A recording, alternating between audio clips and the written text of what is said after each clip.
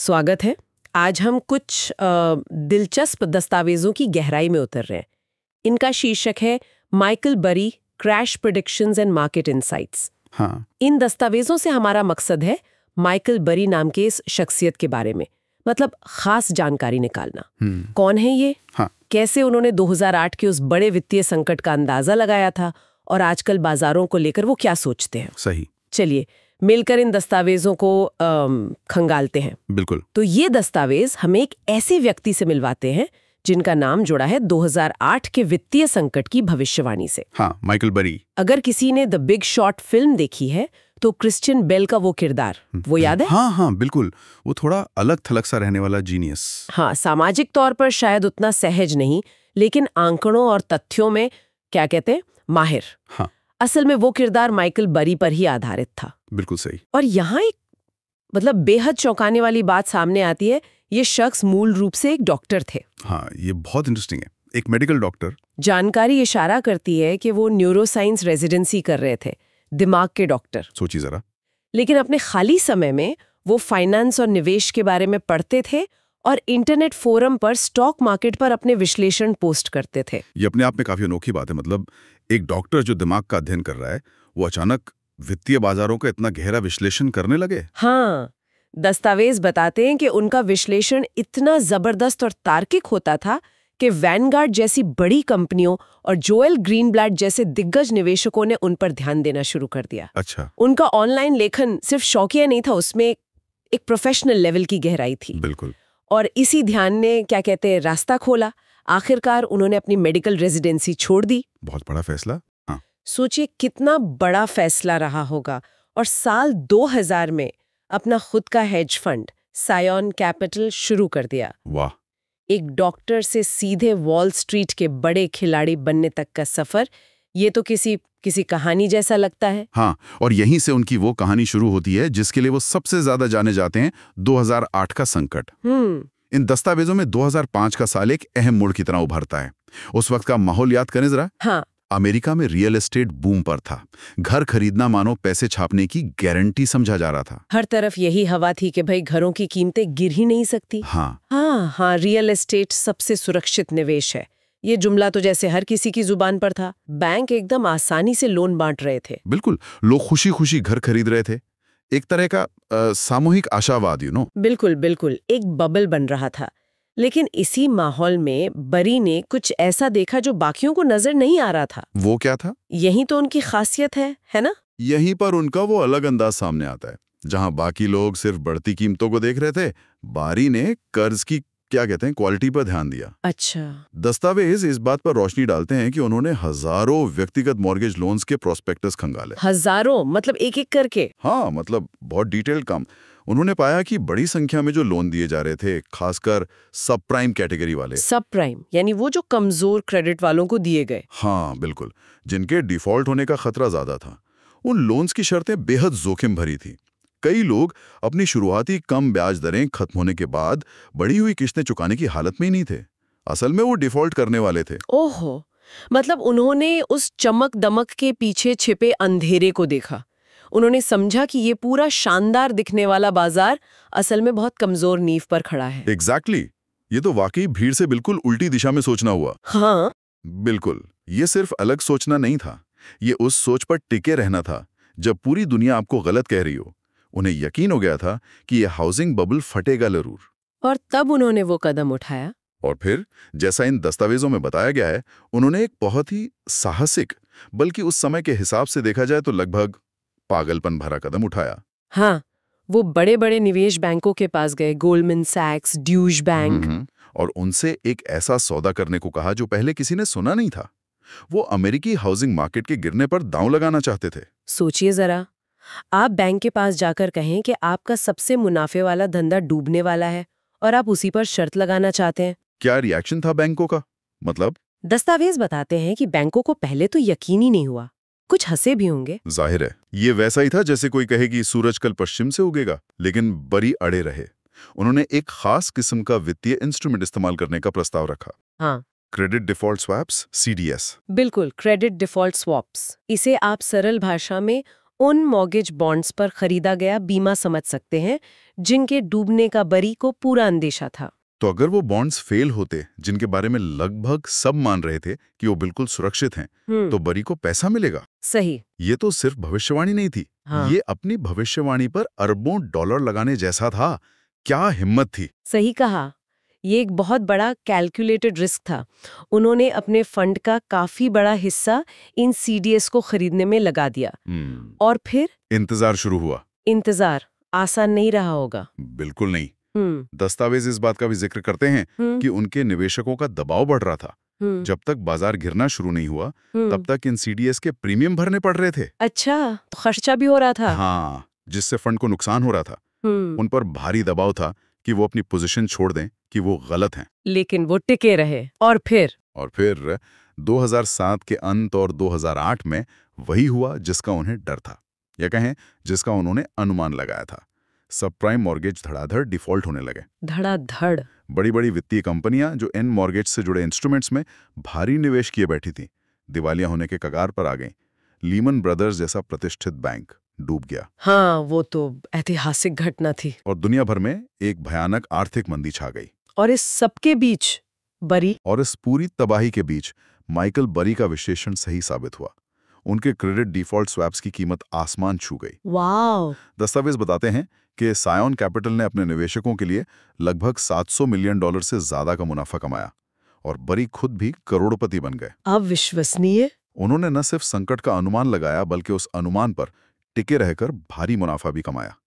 लेकिन ये भी सच है, जैसा कि आप कह रही थी, कि ये मुनाफा लाखों लोगों की बर्बादी की कीमत। ये पहलू भी है। तो ये 2008 की कहानी तो वाकई असाधारण है, लेकिन अब सवाल ये उठता है कि क्या बेरी ने उसके बाद भविष्यवाणियां करनी बंद कर दी, या वो आज भी बाजार को लेकर वैसी ही चिंताएं जताते हैं?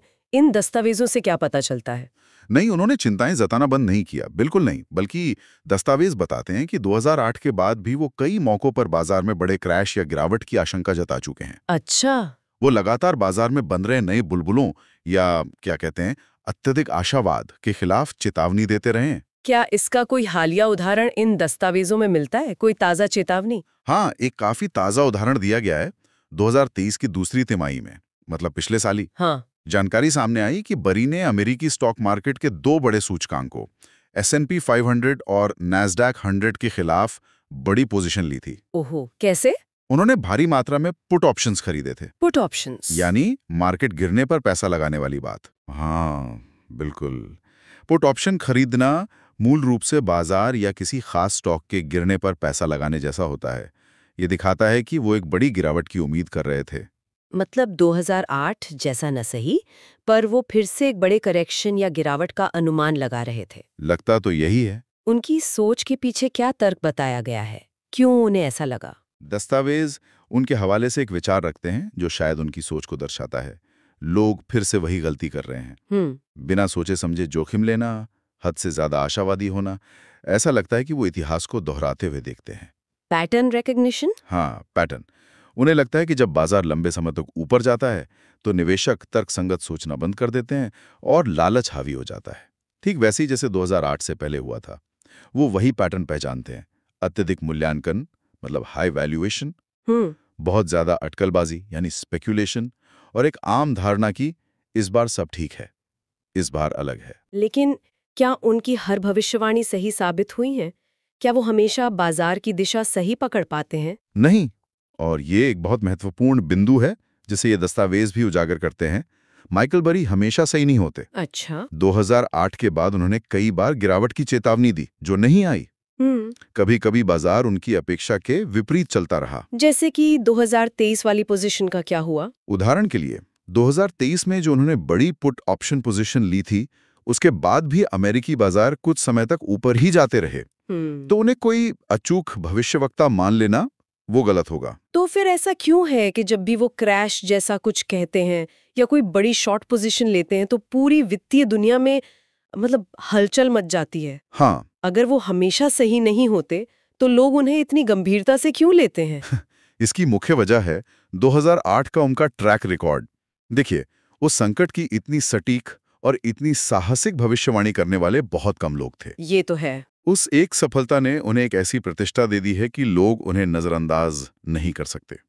दस्तावेज इसी बात पर जोर देते हैं कि उनकी पिछली सफलता उनके शब्दों को वजन देती है। अच्छा। जब वो बोलते हैं तो भले ही आप उनसे सहमत ना हो, आप एक बार रुककर सोचते जरूर हैं, कहीं ये फिर से सही तो नहीं हो जाएगा। ये दिखाता है कि वित्तीय बाजारों में साइकोलॉजी और प्रतिष्ठा कितनी बड़ी भूमिका निभाते हैं। एक डर और सम्मान का मिला-जुला भाव है उनके लिए। ये दिलचस्प है। तो अगर हम इन दस्तावेजों से मिली सारी जानकारी को समेटें तो माइकल बरी की कहानी और उनके विचारों से क्या मुख्य सबक या क्या कहते हैं सीख निकलती है? मुझे लगता है 2-3 बातें बहुत साफ हैं। पहली और शायद सबसे प्रसिद्ध कि भाई भीड़ के साथ मत चलो। कॉन्ट्रेरियन सोच। हाँ, कॉन्ट्रेरियन। जब हर कोई एक ही दिशा में जा रहा हो तो रुककर सवाल पूछना, संदेह करना जरूरी है। क्या वाकई सब कुछ उतना ही अच्छा है जितना दिख रहा है, या कहीं कोई अनदेखा जोखिम तो नहीं? बरी की सफलता इसी स्वतंत्र सोच का नतीजा थी। और दूसरी सीख क्या होगी, डेटा वाली? बिल्कुल। दूसरी सीख जो शायद ज्यादा व्यवहारिक है वो है डेटा और तथ्यों पर ध्यान देना, भावनाओं पर नहीं। बरी ने रियल एस्टेट बाजार के बारे में अपनी राय डर या लालच के आधार पर नहीं बनाई। उन्होंने आंकड़ों को खोदा, प्रोस्पेक्टस पढ़े, उन चीजों पर ध्यान दिया जिन्हें बड़े बड़े बैंक और रेटिंग एजेंसियां नजरअंदाज कर रही थीं। दस्तावेज बताते हैं कि उनका विश्लेषण बेहद डिटेल्ड था। हाँ। ये दिखाता है कि गहन शोध और विश्लेषण कितना जरूरी है, सुनी सुनाई बातों पर नहीं जाना है। इसी से जुड़ा एक और विचार जो इन दस्तावेजों में उभरता है वो है इस बार अलग है वाली सोच का खतरा, है ना? हाँ, ये बहुत कॉमन है। अक्सर जब बाजार लंबे समय तक अच्छा प्रदर्शन करता है तो लोग मानने लगते हैं कि पुराने नियम अब लागू नहीं होते, कि इस बार वाकई कुछ अलग है।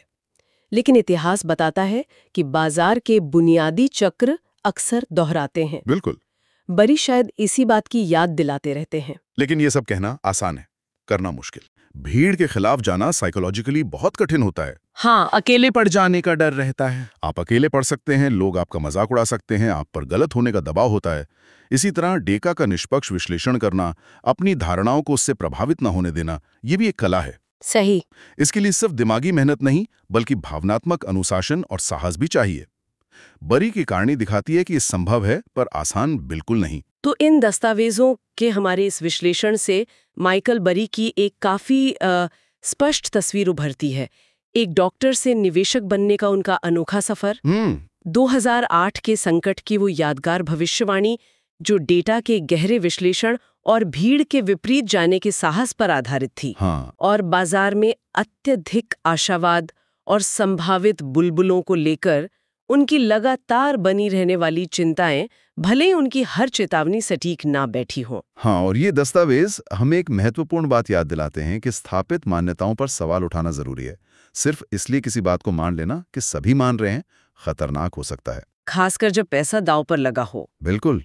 सतह के नीचे देखने की कोशिश करना, आंकड़ों को समझना और स्वतंत्र रूप से सोचना, ये गुण शायद आज के सूचना प्रधान युग में और भी ज्यादा जरूरी हो गए हैं। और अंत में एक सवाल जो इन दस्तावेजों को पढ़ने के बाद मन में उठता है और जिस पर शायद हमारे सुनने वाले भी विचार करना चाहें, ये जानते हुए कि माइकल बरी जैसे अनुभवी और सफल निवेशक भी गलत हो सकते हैं और उनकी चेतावनियां हमेशा सच नहीं होती, तो फिर कोई व्यक्ति बाजार को लेकर मिलने वाली गंभीर चेतावनियों और दूसरी तरफ बाजार में दिख रहे आशावाद के बीच वो संतुलन कैसे बनाए? हाँ, ये बड़ा सवाल है। कब चिंता करनी चाहिए और कब भरोसा रखना चाहिए, इसका कोई आसान जवाब शायद नहीं है, लेकिन सोचने के लिए एक अहम सवाल जरूर है। बिल्कुल, सोचने वाली बात है।